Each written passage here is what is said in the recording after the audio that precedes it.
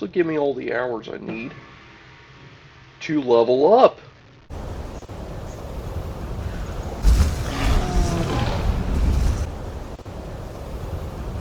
What's up, Frostal Bros? Welcome back to the Daggerfall playthrough. It is currently part 7. In the last episode, we started a Fighters Guild quest to hunt down a supposed lycanthrope, and I'm, starting to hope that maybe it's not a lycanthrope, that maybe it's a bear, because, using spells to be able to deal any amount of damage is kind of scary, honestly.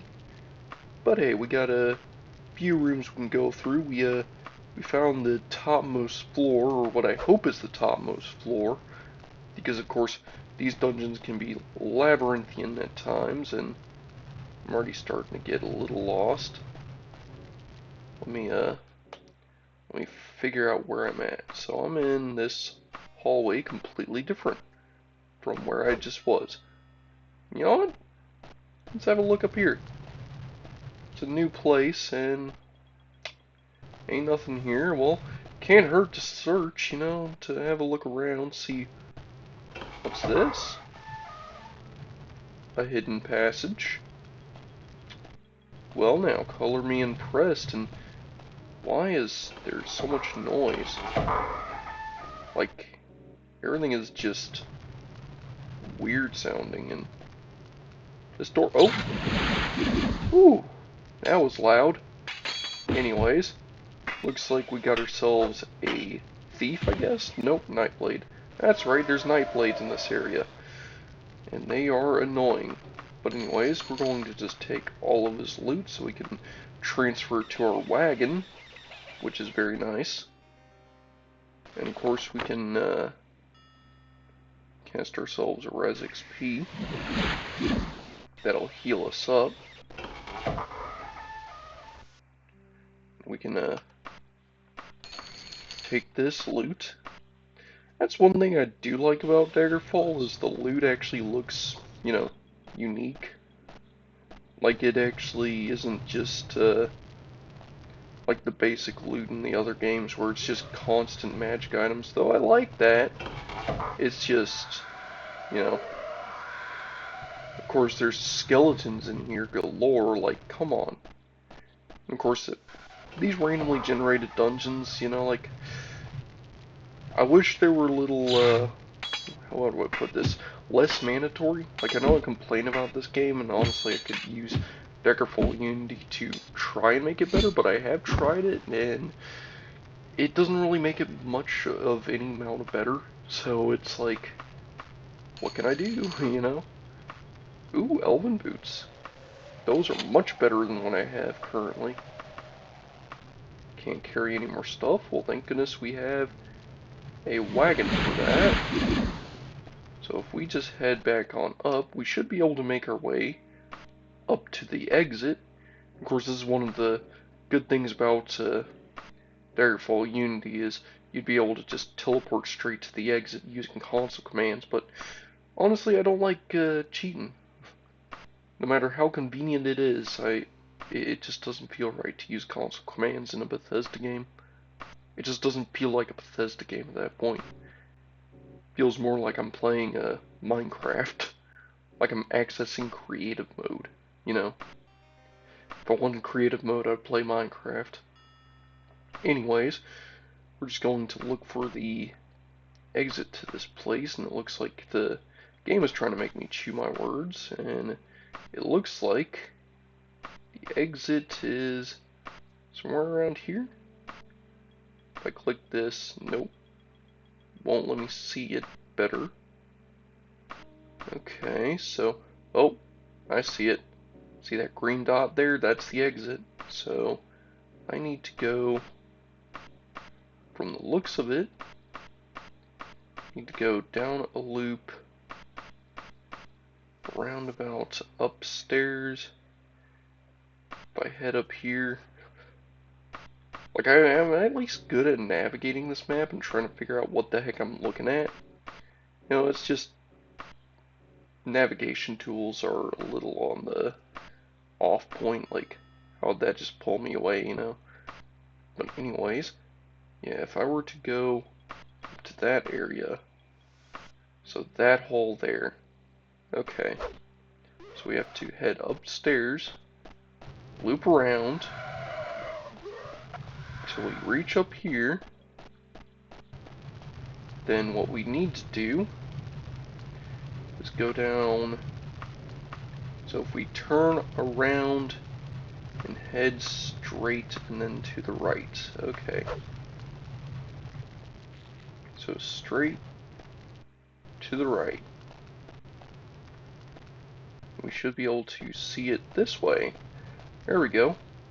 So if we head down here, should come across a familiar sight. That familiar sight being, if I can actually use my map to see properly. Oh lord, we're in a new area. Well, how'd that happen? Oh wait, nope. We are in a familiar sight. I just got turned around again. Of course, being able to know where north is would be nice. Like, yeah, I can see where... Oh wait, I can see a compass now. I'm stupid. Okay, so this here would be south I need to head, and then to the right. So this way, then immediately this way. Yeah, that's a familiar sight. Love the look of dead skeletons in the morning, you know. And I wish to access my wagon, actually use my wagon, and put everything I do not need in here. As you can see, this wagon can carry a lot of pounds. That's 750 weight it can carry. I'm not going to put the wagon in the wagon, because if I remember correctly, that's actually a way you can permanently lose your wagon, is if you put a wagon in a wagon. It's like putting a bag of holding in a bag of holding, just creates a black hole. You'll lose it permanently. No longer exists. Though that would sound awesome, wouldn't really be awesome to experience firsthand, you know? Anyways, we're going to continue onward in search of what I hope is a bear, not an actual werewolf. We got ourselves a skeleton, and it looks like this skeleton actually knows how to fight, which is not good, because that means he can tear us to shreds. Thank goodness we're a healer, so we can just heal up a little, continue fighting. Oh god, this guy is going to tear us to shreds. I'm going to get rabies from a bat. But not to fear, I just healed myself completely. So I'm just absolutely certain I can kill a bat like that just easily. And there's enemies nearby. Oh lord, how many enemies are nearby? Surely there's... Aha! Till fully healed. This will give me all the hours I need to level up. Plus 5 points. Hey, would you look at that? I'm going to max out my intelligence. That way we have the most amount of mana we could ever have in the game, which means we have a lot. And next, I'm gonna start working on speed a little, so I can swing a little faster. Oh yeah, and of course, you can see now, if I go to intelligence, as you can see, intelligence governs total magic potential and the ease of increasing intelligence-related skills. With your intelligence of 100, yeah, I am considered a genius. And I have 288 out of 300 spell points available. 300 spell points. Oh yeah, my health is 111, so that's nice. And I'm going to fully rest again. Alright, well that's a good saving point, being level 4. Means it doesn't really matter if we pass or fail this quest, we should eventually get the next main quest bit, so all we have to do is find the supposed lycanthrope, which usually at this level is a bear or a tiger, which, you know, It's not like we fought those before. That's sarcasm. Anyways. Oh. We got ourselves a skeleton bones. Of course, this guy is really good at hitting his target. But thank goodness we are getting well trained in the art of axe, so hopefully we'll be able to tear him to shreds if we can actually hit him. And I realized one of these quests is actually going to take me going through a few zombies. I'm going to have to figure out. I'm sorry, is that an elven mace? Holy crap. That is going to get us a lot of money. A whole lot of moolah. That's going to get us more than what this quest is getting us, that's for sure. In fact, that's pretty much the only reason to get these dungeons from quests is so you can actually get good loot. Because other than this good loot, the reward for these kind of quests are abysmal at best. Like, I know Knights of the Knights will actually give you quests similar to this. The only difference is their quests will get you rank ups and only rank ups. And look at this Battle Spire looking torture equipment. Like, that doesn't even have an attachment point, it's just floating there. Imagine getting tortured by that thing, that doesn't even work. Like, come on. Just over here insulting torture equipment that probably never got used. I'm silenced? Oh no, whatever will I do without my spells? If only I had a massive axe to swing around. Yeah, get wrecked. Alright, grabbed all that. You can actually use this place to heal, so it's not like I was held back any. Oh, and look, we got more axe skill. So, yeah, that's definitely going to be saved and logged. And let's see here. So our axe skill is here. That's up to 27.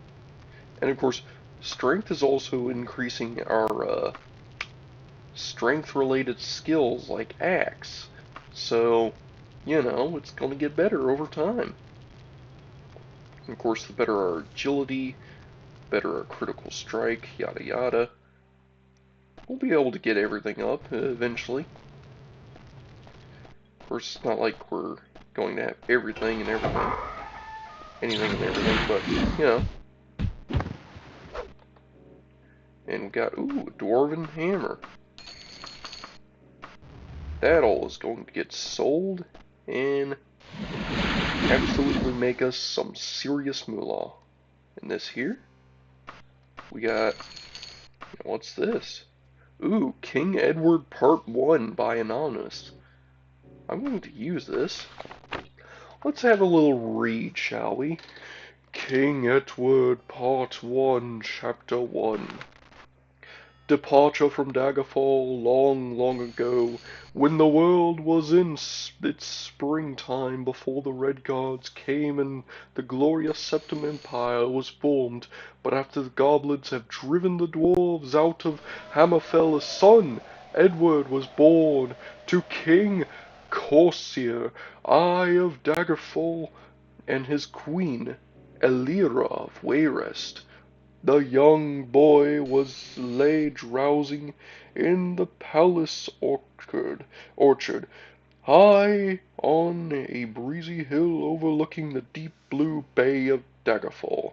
The constant autumn fog of Daggerfall had blown away for the nonce, and the sky was a deep endless blue. Moments like this were rare for young Prince Edward.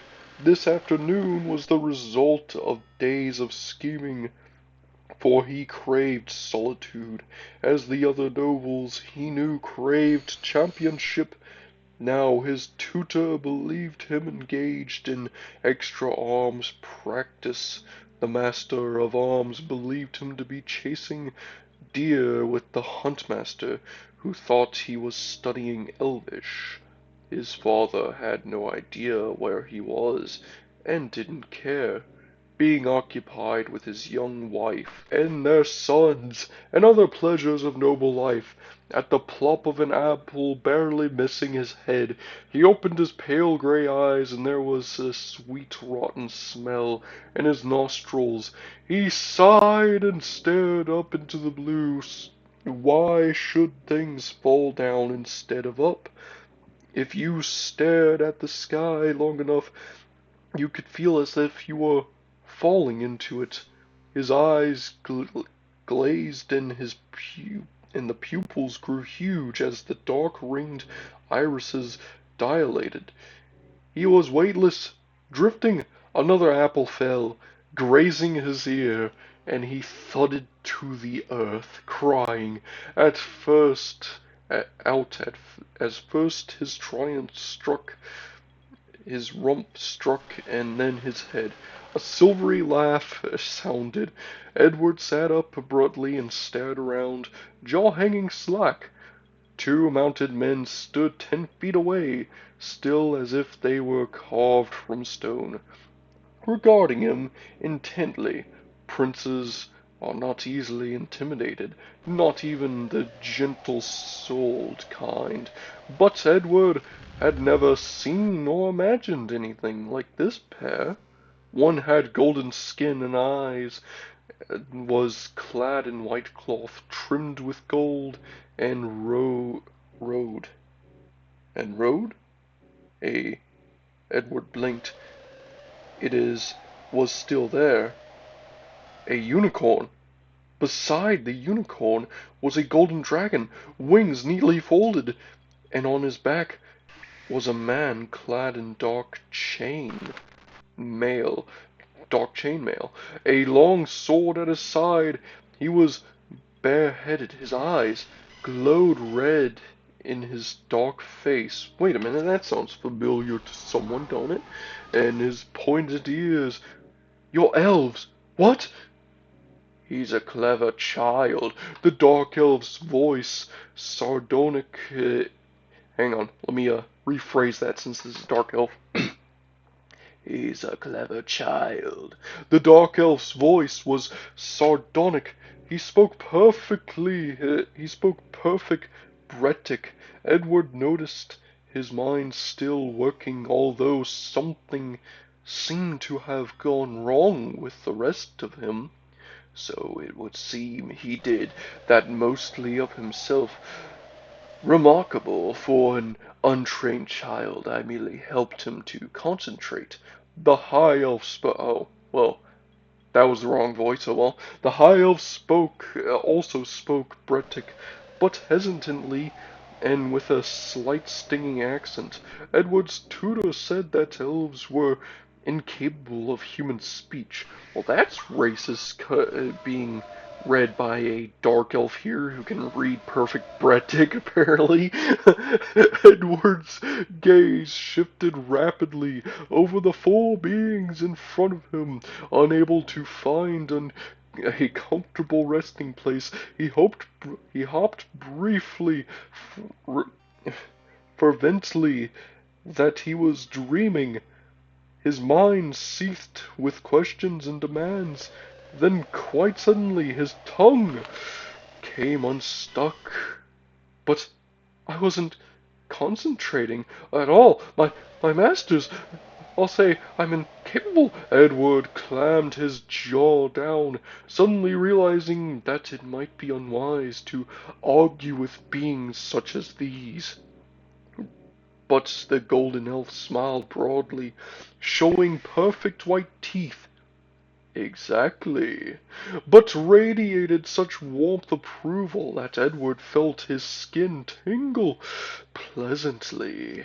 It was a feeling that he'd only known with his long-gone mother, but the other elf's face was expressionless. The red eyes bored into Edward as if they would pierce his soul. You know, I'm feeling personally attacked here. Morlin, you're Morlin, the Witch King. He jumped to his feet and faced the Dark Elf. You stole my mother. My father will kill you.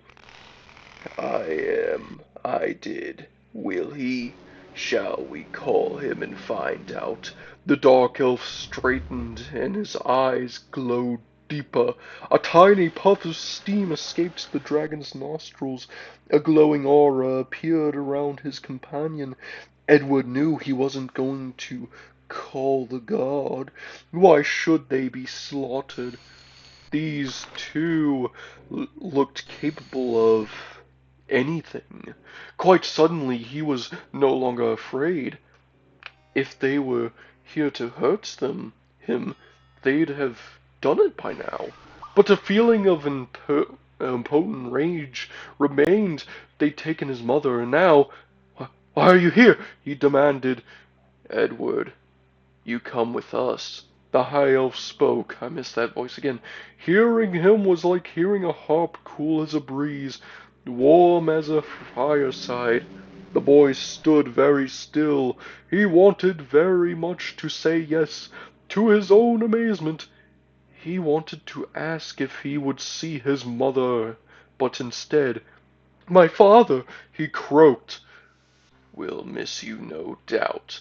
The irony was back in Marlin's voice, a voice that make Edward think of icicles sparkling and dripping in winter sun. But there was a sort of hunger in his glowing eyes, a longing. Come on, man. Anyways, his father wouldn't miss him, and he knew it. Shame ran through the boy. But he looked up at the broad-shouldered elf, defiantly. "Are, are you my father?" Edward had meant to question to match the elf's sarcasm, but his hand crept to his ear, as if of itself. He wasn't anything like his sort. Tempered Hartley, red-haired father, and Rowan often said he had an elven look. There was a heavy silence, and Edward sensed that Marlin was taking the question at face value, but that truth had nothing to do with what Marlin would say next. It would give the expedient answer still. No. It came reluctantly. He might be lying, of course, but Edward felt a deep wave of relief. Does my mother have other sons? Suddenly Edward knew she did not, and that the question would hurt the dark elf, and was glad. Your mother might be dead, for all you know, or care, it seems. The dark elf's narrow nostrils twitched, as if Edward stank, and the lines around his mouth deepened. She was not dead. Edward would have known. The bitter injustice of Morwen's contempt stung. Did she send you to me? Do you take me for an errand boy? He snapped to his companion. Let us take him now and be gone. We may discuss it at leisure. The golden elf held his hand. Patience, my cousin, and to Edward, well, youngling, will you come? Dark tales were told of human children kidnapped by elves who hungered for young humans. Wow, really? Anyways, I don't know your name, Edward temporized. Do you love your life here so much? Edward looked at the palace in the distance, the banners floating lazily above, the town below, the sparkling bay, the distant mountains. I I love Daggerfall. Oh, you wouldn't be the first. Ah, and you shall return to it, Prince Edward. I, Eric, had a wow, what is this name? Eric Heredith Egon. Egon. The Archmagister swear it to you. Morland swung about, protesting sharply in Elvish. The dragon spat a bit of flame, but the unicorn did not move. Its golden eyes regarded Edward steadily. Unicorns do not abide any sort of falsity. The words floated through his mind in his mother's voice. Eric Herod Eugen. Eric Herod Egan, the Archmaster, I will come with you. You must ride with Marilyn.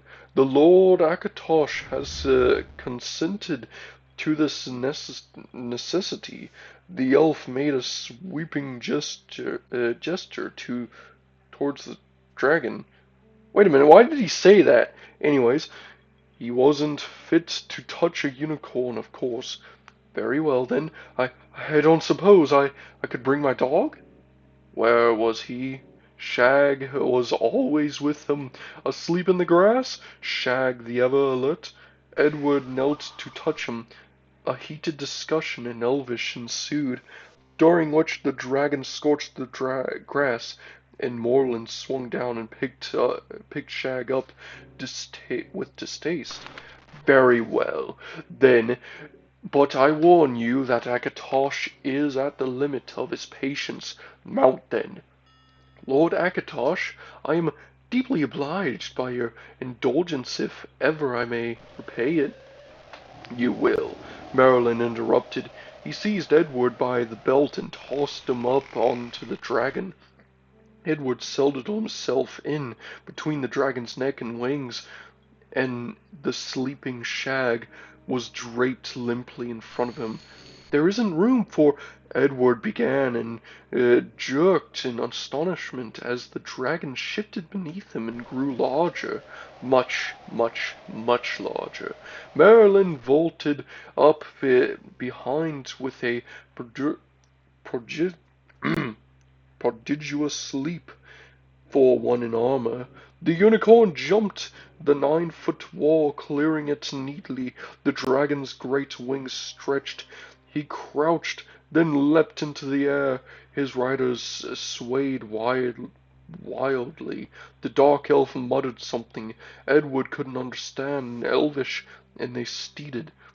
The wings beated strongly, and the dragon circled low over the keep, gaining altitude slowly.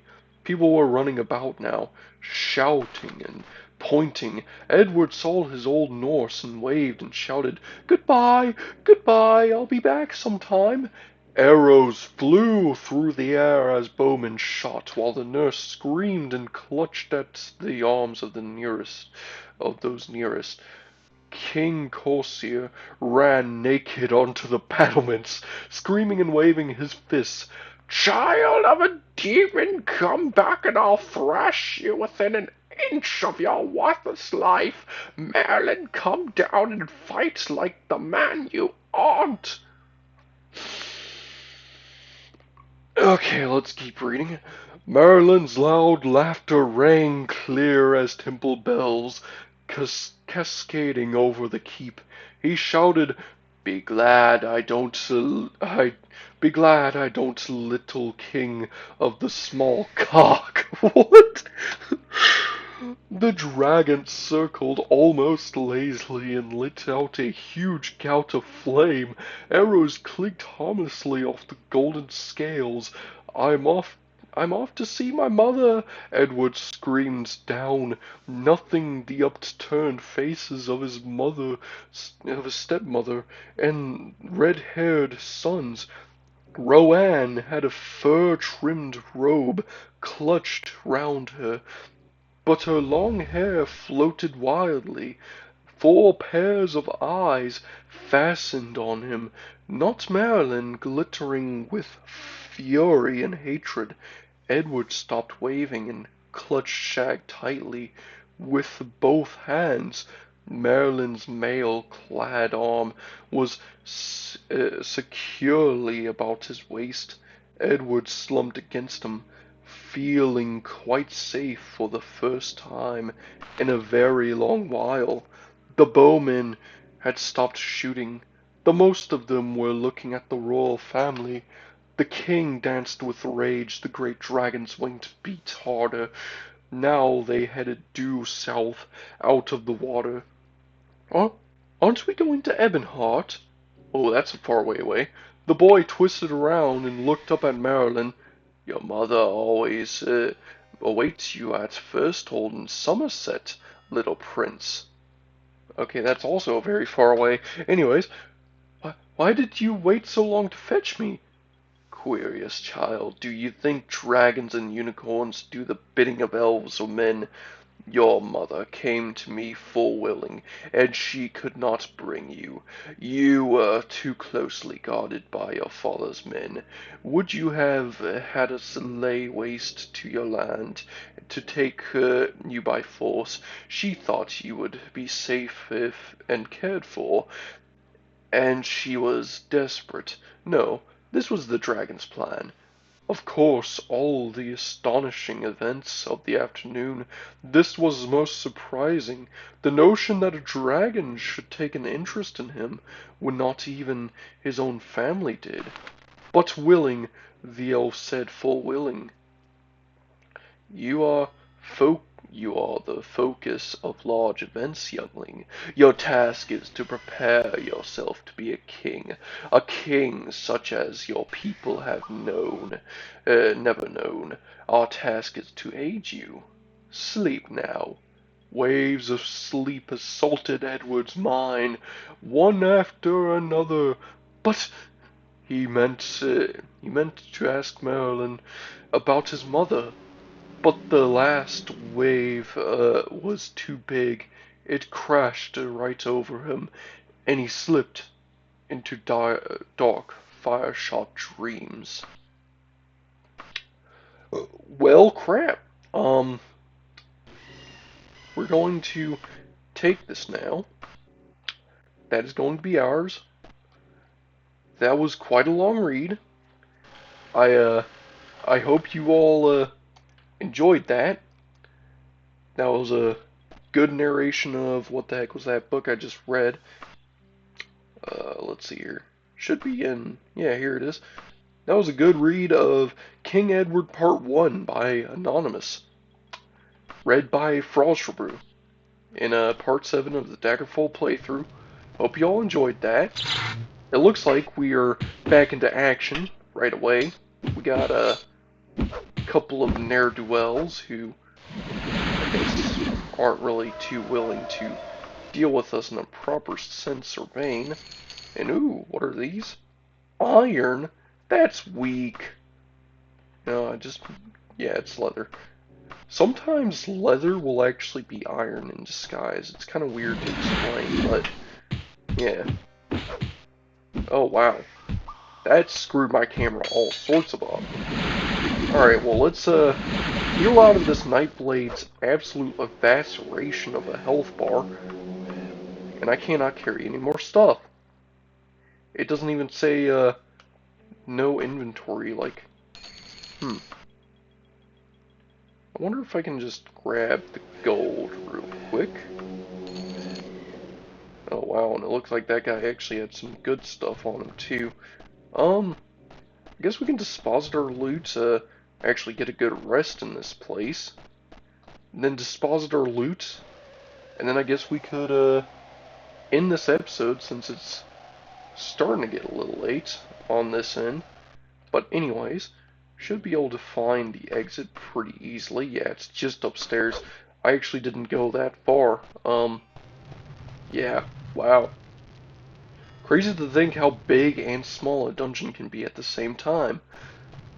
Too bad these dungeons are absolute labyrinths, because if these dungeons were a bit more compact, like, honestly, if they had randomly generated dungeons like this, but if they did it like Arena, where it was all like actual floor base, instead of, well, whatever mess this is, then I would actually like Daggerfall 20 times more.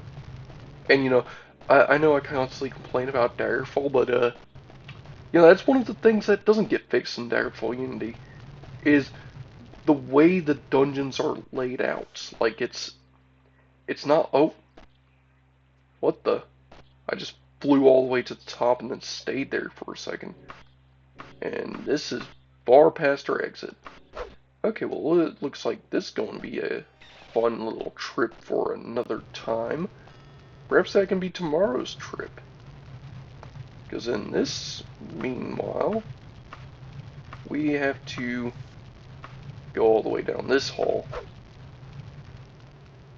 So we can actually, there we go. Yeah, this is going to be quite a long adventure, quite a long trek back to the spawn. But we did find a few new passageways. So we can definitely try a few new things. So let's stay here, deposit into the wagon. Remove absolutely everything we do not need, including all of our ingredients.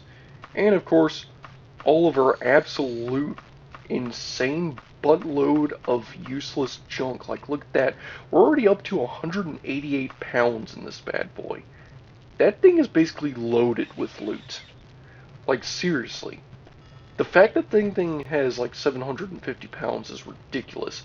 I could probably loot this entire dungeon and it'll probably not, overload the wagon. But anyways, I do think that could be a good place to wrap things up. We got a good bit of reading in, we leveled up again. We didn't really do enough to find what we're looking for. But yeah, I think that could be a good place to wrap things up because it is starting to get late in the video, and of course I do want to try and make these videos at least somewhat shorter so they can be more digestible and enjoyable, even if it's the same thing 20 times. In fact, I'll tell you what, if I cannot complete this dungeon in the next 2 episodes, I will abandon this Fighters Guild quest and just start doing main quest. But anyways, I think that's going to be a good place to drop things off for now. This has been your bro Frostbrew, and I believe I'll catch you on the next one. Later!